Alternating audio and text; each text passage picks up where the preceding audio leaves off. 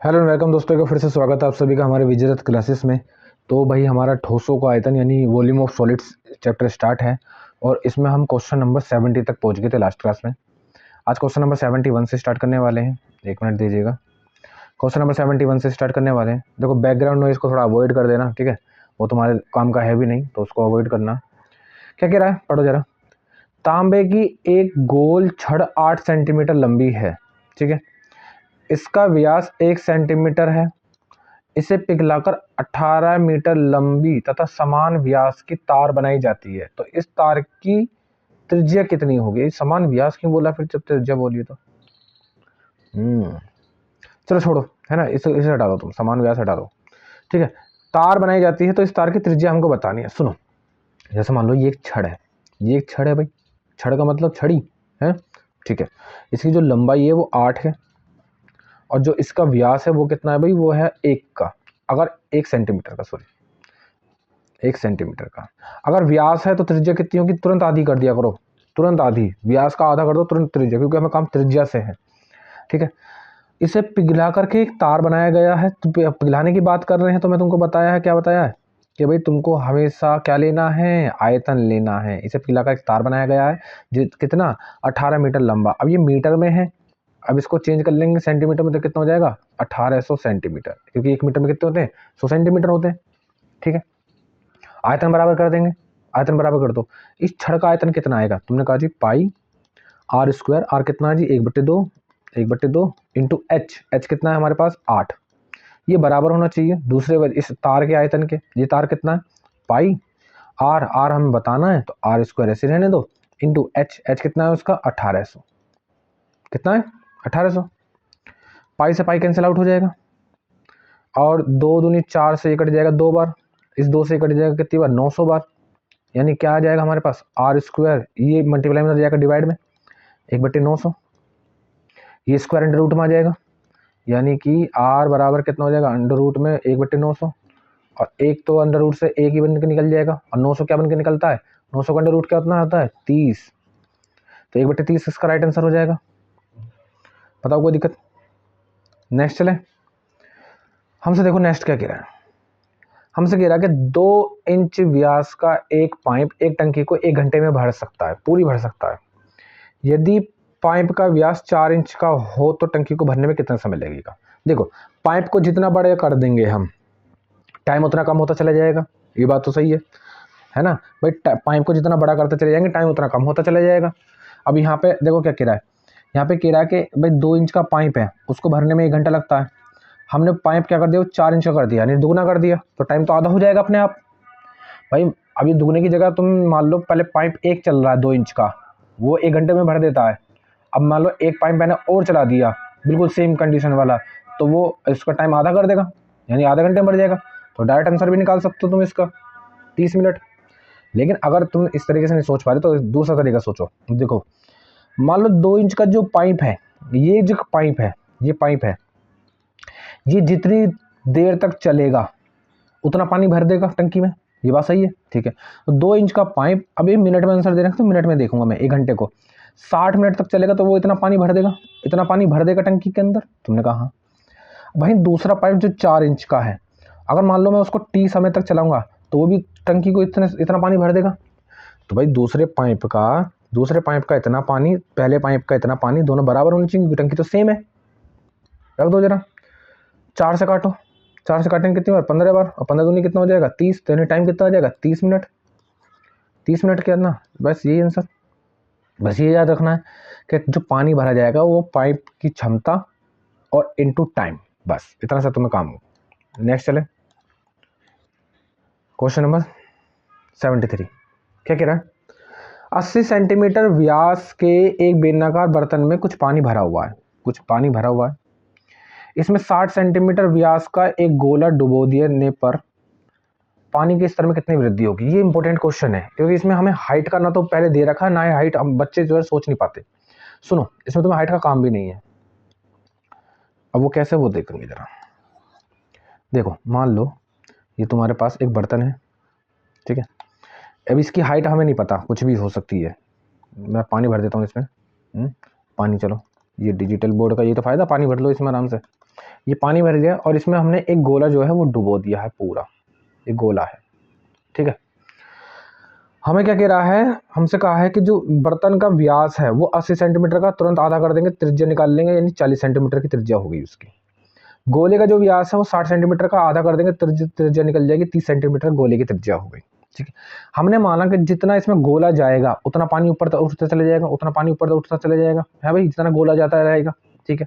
तो इसका मतलब क्या हुआ कि पानी उतना ही उठ सकता है जितना गोले का आयतन है, सही बात है।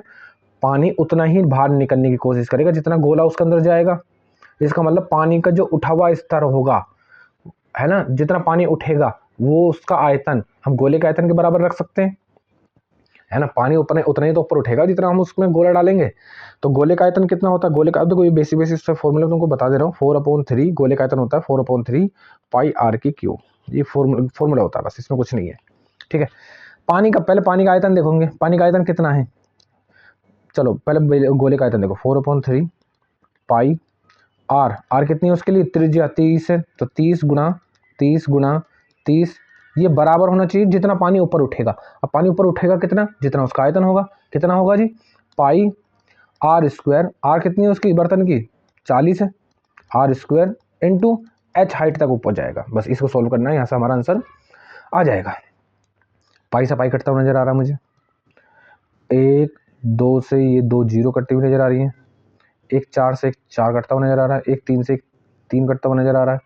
तो ये कितना हो गया, 3 3 90 हो जाएगा, ये मल्टीप्लाई में चला जाएगा, डिवाइड में हो जाएगा, बराबर कितना हो जाएगा एच, और इसको काटेंगे तो कितनी बार चला जाएगा, 2 4 दूनी 8, 4 दूनी 8 और 4 पंजे 20, यानी 22.5 आ जाएगा। कितना आ जाएगा, 22.5 इसका राइट आंसर आ जाएगा। आगे चलें भाई, देखो क्या कह रहा है, 20 सेंटीमीटर लंबे लोहे के पाइप का भारी व्यास 25 सेंटीमीटर है तथा इसकी दीवार की मोटाई 1 सेंटीमीटर है। पाइप के संपूर्ण पृष्ठ का क्षेत्रफल बताना। मोस्ट इंपोर्टेंट सवाल है थोड़ा। अब देखो मैं तुमको इसलिए तो मैं ज़्यादा फॉर्मूला फोकस नहीं कर रहा, मैं तुमको थोड़ा सोचने की मजबूर कर रहा हूँ। अब मान लो ये एक बेलन है, ये एक बेलन है, थोड़ा बेलन 3-4 बेलन बन गए, एक मिनट फटाफट 3-4 बेलन बन गए।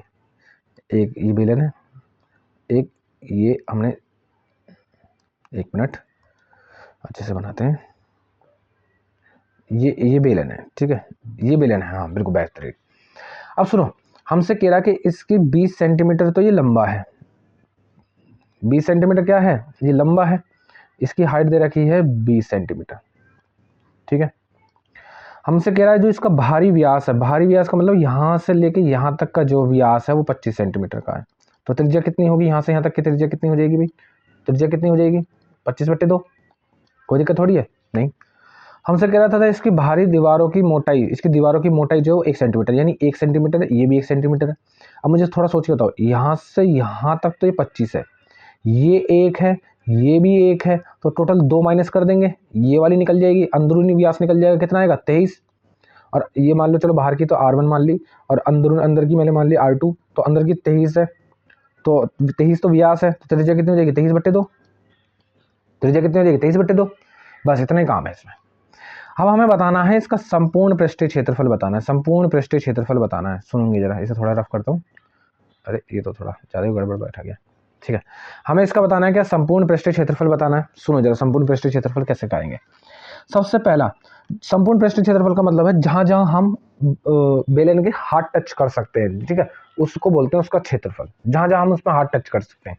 तो सबसे पहले हम उसके ऊपरी हिस्से पे टच कर सकते हैं, हाथ ऊपरी हिस्से पे टच कर सकते हैं। तो पहले तो ये आयतन निकालना पड़ेगा हमको। ये कितना होता है जी, क्षेत्रफल 2 पाई आर एच, प्लस इसके अंदर वाले सरफेस पे भी हम हाथ फेर सकते हैं। जैसे मान लो गिलास है, गिलास के हम ऊपर भी हाथ फेर सकते हैं, गिलास के हम अंदर भी हाथ फेर सकते हैं, है ना। गिलास के ऊपर भी हाथ फेरा जा सकता है, गिलास के अंदर भी हाथ फेरा जा सकता है, तो इसके अंदर भी हाथ फेर सकते हैं हम। तो वो कितना हो जाएगा जी, वो भी 2 पाई आर एच हो जाएगा, 2 पाई आर एच हो जाएगा। अब ये R1 बाहर वाली त्रिज्या R1 मानी, तो मैंने R1 मान लिया, एच तो सेम है, ये R2 मान लिया, ठीक है, प्लस। अब ये प्लस क्यों कर रहा हूँ, जरा तुम इसको थोड़ा सा देखो, तो क्या मैं इस मोटाई को भी तो टच कर सकता हूँ, इस मोटाई को भी टच किया जा सकता है। तुमने कहा हाँ जी। अब इसका क्षेत्रफल कैसे निकालेंगे, ये जस्ट कुछ इस तरीके से नहीं है, ऊपर से कुछ देखोगे तो ये कुछ इस तरीके से नहीं है। तुमने कहा हाँ। अब ये क्या हो गया, एक तरीके से सर्कल नहीं हो गया, सर्कल का क्षेत्रफल ही तो निकालना है बस, हमें इस पार्ट का क्षेत्रफल बताना है। कैसे निकालेंगे, बाहर वाले क्षेत्रफल में से अंदर वाला क्षेत्रफल माइनस कर दोगे, बाहर वाले क्षेत्रफल में से अंदर वाले क्षेत्रफल माइनस कर देंगे। बाहर का क्षेत्रफल कैसे निकालेंगे, pi are square R1 square minus pi R2 square, pi common ले लेंगे यानी कि R1 square minus R2 square. अब ये एक ऊपर है एक नीचे है, तो ये दो भी हो जाएंगे, ये भी दो हो जाएंगे, ये भी दो हो जाएंगे। अब इसमें से एक काम करो, पाई कॉमन ले लो तुम। चलो पाई कॉमन ले लिया, अब अंदर देखो क्या बचेगा, 2 इंटू R1 कितना हमारे पास 25/2 इंटू H1 कितना, H कितना हमारे पास, हाइट कितनी है 20 सेंटीमीटर। अब ये कैलकुलेशन बची है बस ऐसी, 2 इंटू R2 कितना, पाई तो बाहर चला गया, R2 कितना हमारे पास 23/2 इंटू 20 प्लस 2 पाई, अच्छा पाई तो बाहर चला गया, 2 इंटू R1 कितना भाई, R1 स्क्वायर कितना है, R1 कितना हमारे पास ये रहा,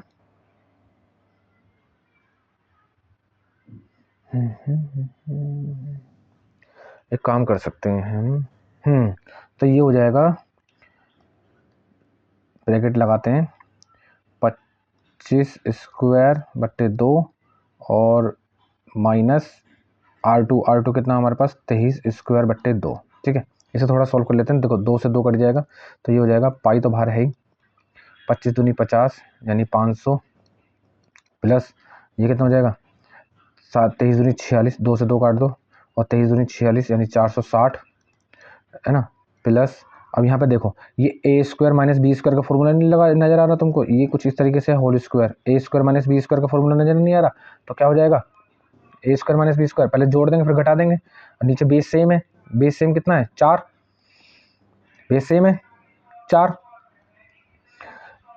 अब एक बार जोड़ दो एक बार घटा दो, तो एक बार जोड़ेंगे तो कितना आएगा भाई 25, एक बार जोड़ देंगे तो 25 और 23 कितना होता है 48, और एक बार घटा देंगे तो 25 में से 23 जाएंगे तो 2। ठीक है, ये आ गया। अब इसको हमें करना है सॉल्व, सुनो जरा, यहां से कटता हुआ नजर आ रहा है, बिल्कुल कटता हुआ नजर आ रहा है, ये सही करा है हमने भाई, इसका स्क्वायर करेंगे 4 और इसका स्क्वायर करेंगे तो फिर ये आएगा भी, ये भी 25 का आ जाएगा, 25 ए स्क्वायर ए प्लस बी ए माइनस बी, सही करा है बिल्कुल।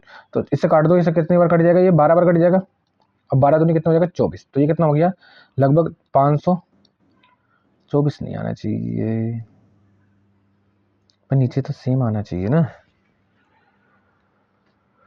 नीचे तो सेम आना चाहिए। अच्छा एक 2 ये वाला भी तो है, ये वाला 2 भी है, सॉरी नीचे 2, हाँ तो 12 दूनी 24, 24 दूनी 48 आएगा। ठीक है, 500 500 460 कितना हो जाएगा 960, 960 में 48 जोड़ेंगे तो कितना आएगा भाई, 960 में 48 जोड़ेंगे तो कितना आ जाएगा 8, 4 6 10 की 0 हासिल गया 1, और ये कितना आ जाएगा 10, और ये पाई की वैल्यू डायरेक्ट रख सकते हैं यहाँ पे 22/7, 7 से काटेंगे कट जाएगा, 7 एकम 7, यहाँ से कितने बचेंगे 3, 7 चौक 28, यहाँ से बचेंगे 2, 7 चौक 28 इंटू 22, इन दोनों गुणा कर दो, 22 चौक 88 का 8 हासिल गए कितने 8, 22 चौक 88, 88 और 8 कितने हो गए 96, और 6 हासिल गए कितने 9, और 22 एकम 22, 22 और 9 कितने हो गए 31, यानी 3168 इसका राइट आंसर हो जाएगा। ठीक है, कैलकुलेशन थी इस क्वेश्चन में और कुछ नहीं था मेरे हिसाब से तो।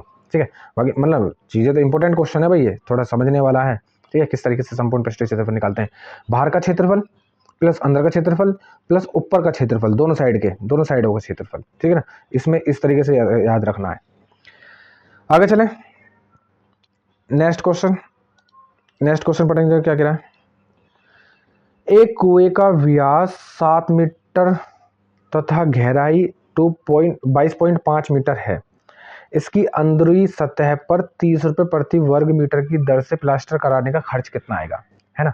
ये एक कुआं है, मान लो ये एक कुआं है इस तरीके से, ठीक है, और इसके इस तरफ अंदर की तरफ हमें वो कराना है, प्लास्टर करवाना है, तो प्लास्टर तो इसके अंदर के सरफेस पे तो होगा, प्लास्टर, तो यानी हमें अंदर का क्या निकालना है, सरफेस निकालना है, और वो सरफेस आएगा कितना 2 पाई आर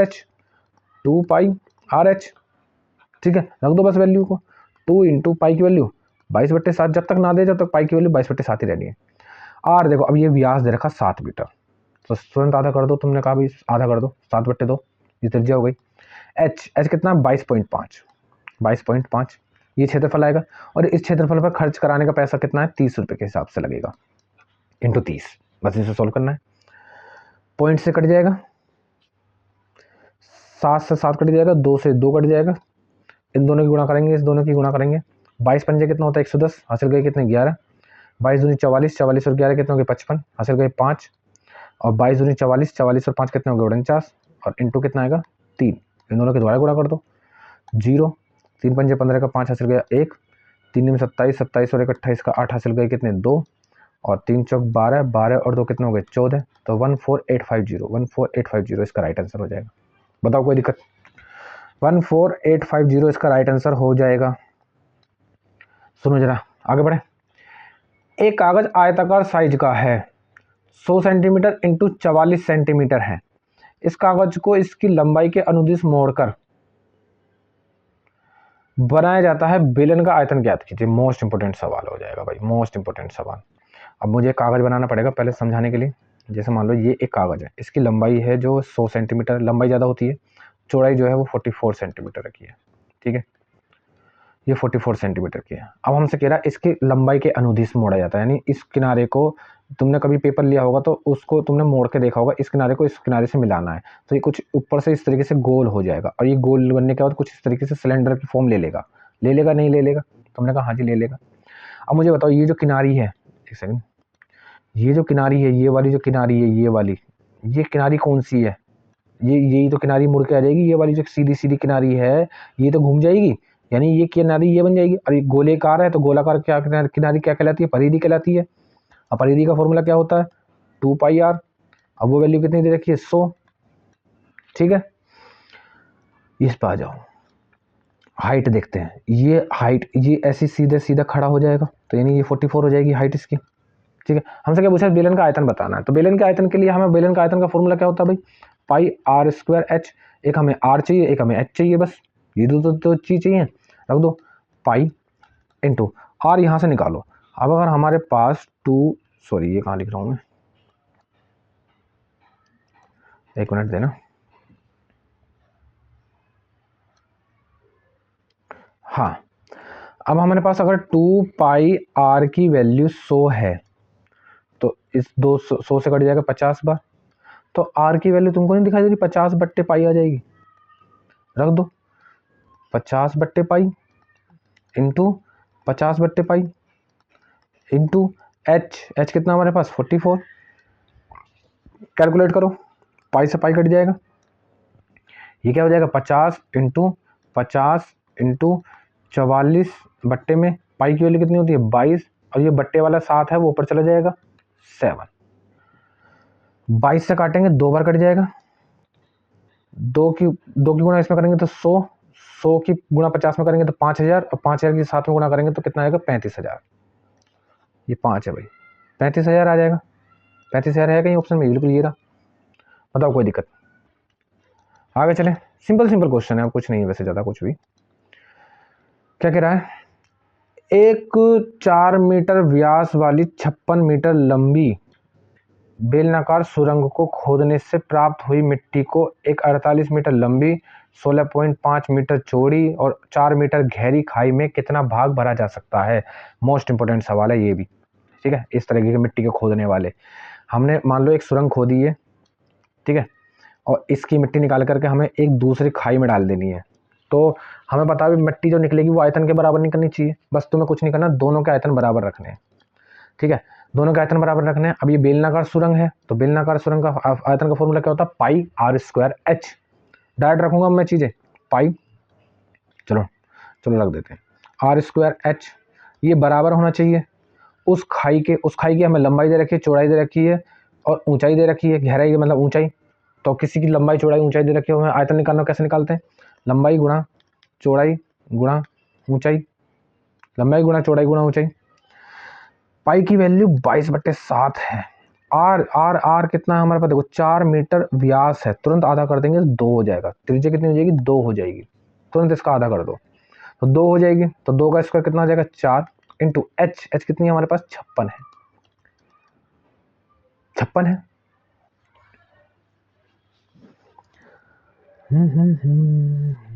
हमसे कह रहा है इतनी हमने उसमें मिट्टी निकाल ली।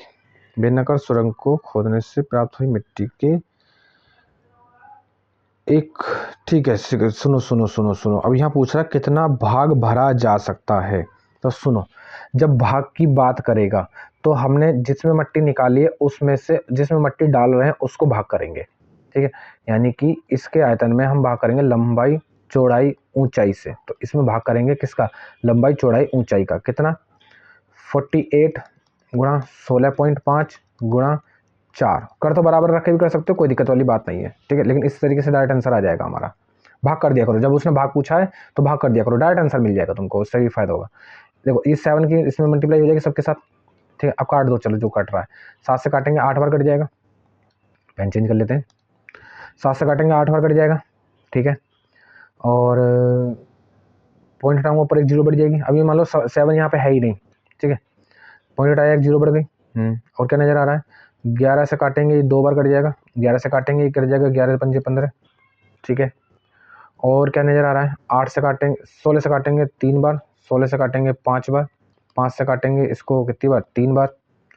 और ये 4 से 4 कट जाएगा, ठीक है। ऊपर क्या बच रहा है, ऊपर बच रहा है सिर्फ 2, और नीचे क्या बच रहा है, 3 तिया 9। तो 2/9 इसका राइट आंसर आ जाएगा, 2/9, ठीक है। अगर देखो भाग पूछा तो भाग करोगे तो डायरेक्ट आंसर आएगा। हालांकि कर इससे भी सकते थे कुछ भी एक एक्स मान करके, ठीक है ना, वरना तुम इसे हटा दो और जो भाग करके करोगे तो उससे डायरेक्ट आंसर तुमको मिल जाएगा, ठीक है। उसमें कोई दिक्कत नहीं होनी चाहिए। आगे चलें, नेक्स्ट क्वेश्चन नंबर 77 पे देखो क्या कह रहा है। समान अर्धव्यास वाले एक लंबवृत्तीय बेलन तथा एक गोले के आयतन बराबर हैं, तो गोले का व्यास का बेलन की ऊंचाई से अनुपात बताना है। ये मान लो एक बेलन है, ये एक गोला है, समान व्यास है, समान अर्धव्यास है। अर्धव्यास का मतलब त्रिज्या ही होती है, ठीक है ना भाई। व्यास होता है यहां से यहां तक का, अभी अर्धव्यास है तो यानी आधा व्यास है, यानी यहां से यहां तक की त्रिज्या होती है। समान त्रिज्या है, समान त्रिज्या है इसका मतलब मैंने इसकी त्रिज्या 1 मान ली और इसकी त्रिज्या ही मैंने 1 मान ली, ठीक है, कोई दिक्कत नहीं होनी चाहिए। एक लंबवृत्तीय बेलन और एक गोले के आयतन बराबर है, तो अगर मैंने इसकी त्रिज्या 1 मानी है, ये चलो r मान लो, इसकी त्रिज्या r मान लो, इसकी त्रिज्या भी r मान लो, r मान लो, r से आंसर जल्दी आएगा। और इसकी ऊंचाई मैंने मान ली h, ठीक है। इसमें तो हाइट होती ही नहीं है। अब दोनों के आयतन बराबर है तो दोनों के आयतन बराबर रखने से काम बन जाएगा हमारा। बेलन का आयतन क्या होता है, पाई आर स्क्वायर, दोनों की त्रिज्या सेम है तो आर स्क्वायर इंटू एच, ये बराबर होना चाहिए गोले का आयतन। गोले का आयतन मैं तुमको थोड़ा बता चुका हूँ, 4/3 पाई आर की क्यूब। आर की क्यूब का मतलब कितना हो गया, आर की क्यूब। क्या नजर आ रहा है, पाई से पाई कटता हुआ नजर आ रहा है, आर स्क्वायर से 2 आर कट जाएंगे, यानी कि अगर मैं इसको उठा करके इधर ले आऊंगा तो ये हो जाएगा h/r बराबर 4/3। हमसे पूछा है गोले का व्यास और बेलन की ऊंचाई, तो गोले का व्यास कितना होगा, देखो अब ये त्रिज्या है, त्रिज्या कितनी है हमारे पास 3, त्रिज्या 3 है, तो व्यास यहाँ से यहाँ तक की भी 3 होगी, तो टोटल व्यास कितना हो जाएगा 6, व्यास आ गया 6 रेशियो। गोले उसकी ऊंचाई कितनी आई है हमारे पास 4, तो ये आ जाएगा 4, काट दो तो कितना आ जाएगा 3:2 आ जाएगा, 3:2, ना कि 2:3 नहीं होगा, 3:2 होगा। तो इस चीज का ध्यान रखना। उसने पूछा क्या, उसने पूछा पहले गोले का व्यास और बेलन की ऊंचाई से, तो उसको बाद में रखेंगे, ठीक है ना। आगे चलें, नेक्स्ट क्वेश्चन। एक ठोस बेलन के आधार का व्यास 16 सेंटीमीटर है, एक ठोस बेलन के आधार का व्यास 16 सेंटीमीटर है तथा ऊंचाई जो है वो 2 सेंटीमीटर है। इसे पिघलाकर समान माप के 12 गोले बनाए जाते हैं, तो प्रत्येक गोले का व्यास कितना होगा। मोस्ट इंपोर्टेंट सवाल है। अब इसे पिघला करके बनाए गए हैं तो इसका मतलब आयतन बराबर रखने, बस ये व्यास है, इसका आधा कर दोगे तुरंत 8 सेंटीमीटर की त्रिज्या आ जाएगी, ठीक है। तो गोल बेलन का आयतन कितना होगा, पाई आर स्क्वायर, आर कितनी आएगी 8, 8 गुणा 8 स्क्वायर, एच कितनी है उसके पास हमारे पास 2, पाई आर स्क्वायर एच, ये बराबर होना चाहिए किसके, गोले के आयतन के। तो गोले का आयतन क्या होता है 4/3 पाई आर की क्यूब, 4/3 पाई आर की क्यूब। अब आर पता ही नहीं है, लेकिन ऐसे ऐसे 12 गोले बनाए जाते हैं, ऐसे ऐसे 12 गोले बनाए जाते हैं, ये बराबर होना चाहिए, ये आयतन इस आयतन के बराबर होना चाहिए, बस यहाँ से कैलकुलेट कर लो। पाई से पाई कटता हुआ नजर आ रहा है, 4 से कट जाएगा 2 बार, 4 दूनी 8, 2 दूनी 4 से कट जाएगा 3 बार, इस 3 से ये 3 कट जाएगा, तो यहाँ पे क्या बचेगा हमारे पास 8 बराबर आर की क्यूब। तो आर की वैल्यू कितनी हो जाएगी 2। अब आर की वैल्यू 2 है तो उसने पूछा व्यास कितना होगा, तो व्यास कितना आ जाएगा 4 इसका राइट आंसर हो जाएगा। आगे चलें, आगे क्या कह रहा है, 6 सेंटीमीटर व्यास के गोले को पिघलाकर 1 mm त्रिज्या वाला तार बनाया जाए तो इस तार की लंबाई कितनी होगी। अब पिघलाकर के बात कर रहा है तो इसके फिर से सेम आ जाएगा, क्या आयतन को बराबर रखेंगे, किसको बराबर रखेंगे, आयतन को बराबर रखेंगे।